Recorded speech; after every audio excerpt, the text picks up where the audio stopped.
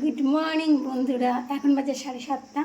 আমি অনেক সকালে উঠে গেছি, কারণ আজকে সোমবার, নিরামিষ খাওয়া দাওয়া হবে। আর পুজোর ব্যাপার আছে, আজ প্রথম সোমবার শ্রাবণ মাসে। যদিও কিছু কিছু তিথি অনুযায়ী এর আগের সোমবারটাও সোমবার ধরেছি, সেই দিনও পুজো হয়েছে।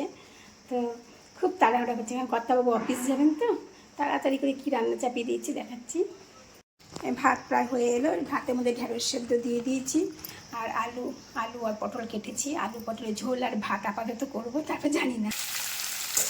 ভাতের মাঠটা গেলে নিয়ে আলু পটলের তরকারিটা চাপালাম। খুব তাড়াহুড়া করছি, জানো তো, অফিস আছে তো। 8:20 বাজে, দেখো খেতে দিয়ে দিচ্ছি কর্তাবাবুকে। এখন পরে স্ট্যান্ডের মধ্যে ফোনটা আটকালাম, সময় পাচ্ছি না সকাল থেকে। ছেলের জন্য কাড়া তৈরি করছি, খুব সর্দি কাশি হয়েছে তো। আদা, গোলমরিচ, লবঙ্গ, তারপর রাম তুলসী পাতা সব দিয়েছি, একটু চিনি নুন দেবো। চা পাতা গ্যাসটাকে কমিয়ে রেখেছি। কেন কমিয়ে রেখেছি জানো? মানে অত কিছু দেওয়া আছে তো, কমিয়ে থাকলে অনেকক্ষণ আস্তে আস্তে ফুটে ফুটে এই জিনিসটা জলের সঙ্গে ভালো মিলবে। জোরে বাড়িয়ে দিলে একবারে উঠলে যাবে, বেশিক্ষণ থাকবে না। সেই জন্য কত হালকা একটা টিফিন দেবো, একটা নাশপাতি কেটে দেবো আর একটা মিষ্টি দেবো। চাটা করে নিই, তাতেও প্রায় রেডি হয়ে গেছে। তো আস্তে আস্তে কথা বলে না শোনা যায় না, আর ফোনটা গেছি। নতুন ফোন কিনতে হবে জানো।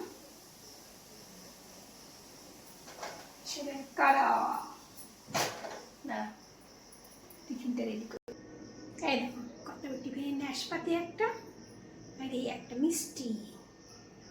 মিষ্টি খেতে বলেছি ডাক্তারবাবু কর্তাবাবুকে। ওই দেখো কর্তাবাবু দাঁড়িয়ে আছে গেটের সামনে, গাড়ির অপেক্ষা করছে, গাড়ি আসবে। কর্তাবাবু চলে গেল, টাটা।